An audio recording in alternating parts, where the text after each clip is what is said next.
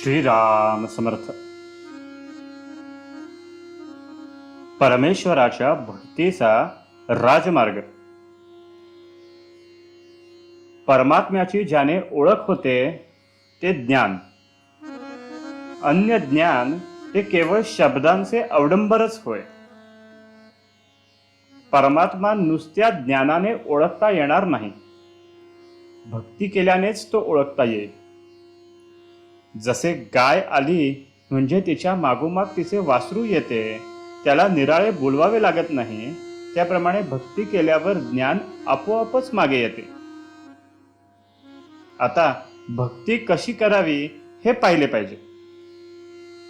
जो देवापासून विभक्त राहत नाही तो भक्त.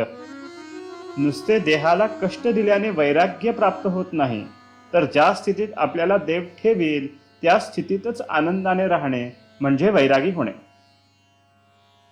सुखात ठेवले तर आसक्तीशिवाय राहिले म्हणजे झाले.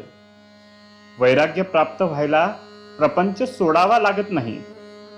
साधू संत प्रपंच सोडून राहत नाहीत, किंबहुना ते आपल्यापेक्षाही प्रपंच उत्तम करतात, पण मनातून त्यांना त्यात आसक्ती नसते.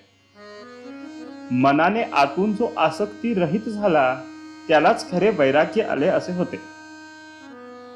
अंगाला राख फासून राहिले म्हणजे वैराग्य येत नाही, तर देह प्रारब्धावर भगवंताच्या भरोशावर टाकून राहणे हेच वैराग्य होय. कशाचीही हाव न धरता जी स्थिती प्राप्त होईल तीतच आनंदाने राहणे म्हणजे परमेश्वराची इच्छा मानणे होय. आणि तसे राहिले म्हणजे आपोआपच भक्त होतो.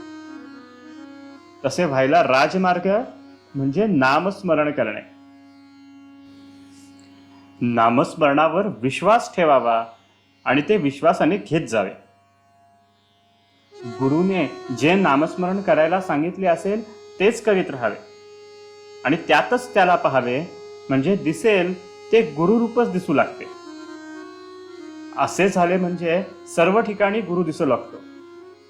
चांगल्या दिवाणखान्यात असलो म्हणजे गुरु दिसतो आणि वाईट ठिकाणी असलो तर तो दिसत नाही असे नाही. सर्व ठिकाणी गुरुरूप दिसू लागल्यावर जगात वाईट असे काहीच राहत नाही, कारण मग वाईटाला जागाच राहत नाही. नामस्मरण हेच साधन आहे आणि साध्यही तेच आहे. दुसऱ्या कुणीही काहीही सांगितले तरी त्यावर विश्वास ठेवू नये. नामस्मरण हेच सत्य. त्यावर इतका विश्वास ठेवा की त्याशिवाय जगात दुसरे काही नाही. एवढा विश्वास अंगी बांधल्यावर देव काही लांब नाही, तुमच्या जवळ आहे. प्रपंचावरची आसक्ती करता ती तिथून काढून परमार्थावर ठेवा, म्हणजे परमार्थ कठीण नाही.